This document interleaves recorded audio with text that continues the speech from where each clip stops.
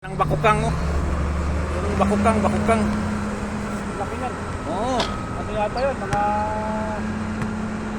40.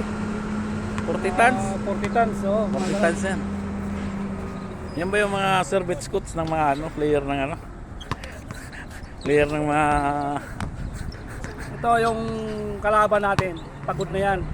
So ngayon, talagang ilalampaso natin yan. Anong mga playing gagawin natin yan, coach? Medyo Siyempre, puro perimeter lang ang malag muna natin ngayon kasi mga pagod na yan eh. Hindi na makahabol. So, Puro perimeter lang yan. ang depensa natin, Ang depensa natin, ano lang, medya lang. Hindi na masyadong ano. Kasi pagod na eh. medyo Nauna sila. So, rebansi tayo. Sigurado yan. tatambakan natin yan. Tatambakan. Sigurado. Okay. Yan ang advice ni coach sa mga player namin na ngayon. Yung mga matatalo, kalabanin namin. Ngayon, sigurado yan. Panoorin nyo. Yung hindi nyo napanood sa NBA at sa PBA, mapapanood nyo yung mga galaw dito namin. Di ba? Di ba, coach? Oh?